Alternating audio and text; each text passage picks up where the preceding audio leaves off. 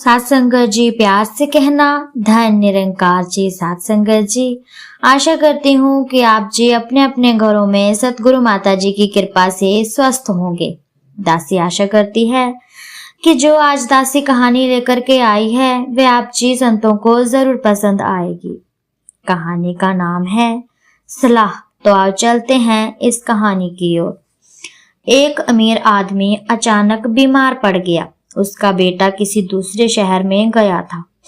अमीर का गुलाम उसके सिरहाने बैठा हुआ था। जब अमीर की हालत बिगड़ती गई तो उसने फौरन एक वसीयत लिखवाई कि मेरे मरने के बाद सारी जायदाद और खजाने का मालिक मेरा गुलाम होगा, किंतु सारी जायदाद में से कोई भी एक चीज मेरा बेटा लौटाकर प्राप्त कर सकेगा। यह सुनकर गुलाम बहुत खुश हुआ और वह उसके बेटे के लौटने का इंतजार करने लगा। कुछ दिनों के बाद जब अमीर का बेटा घर आया तो वह अपने पिता की वसीयत देखकर उदास हो गया। उसे कुछ भी समझ में नहीं आ रहा था कि ऐसी कौन सी एक चीज है जो वह प्राप्त कर सकता है। जब वह कुछ भी समझ न पाया तो शहर के एक माने हुए सलाहकार के पास पहुंचा और पिता द्वारा लिखी वसीयत की बात बताई।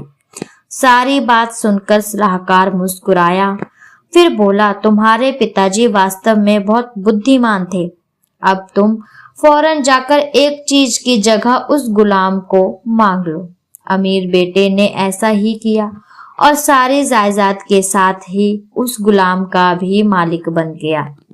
तो साथ संगत जी, जैसे कि अमीर इतना बुद्धिमान था, उसके बेटे को तो उसकी बुद्धिमानता समझ नहीं आई, लेकिन साथ संगत जी जैसे ही सलाहकार को वह सारी बात बताई गई तो उसे सारी बात समझ में आ गई और उसके बेटे को एक सलाह दी कि तुम सारी चीजों में से एक चीज यानी कि उस गुलाम को ही मांग लो तो खुद ब खुद तुम्हारा ही हो जाएगा। तो साथ संगत जी ऐसी ही दासी का जीवन भी बन जाए।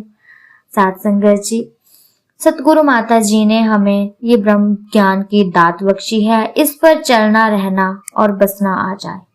साथ संगत जी दासी की कहानी अच्छी लगी हो तो चैनल को लाइक शेयर कमेंट जरूर कीजिएगा और सब्सक्राइब भी जरूर कीजिएगा। साथ संगत जी कमेंट में जरूर लिखिएगा कि आपको एक सलाहकार की जरूरत है या नहीं।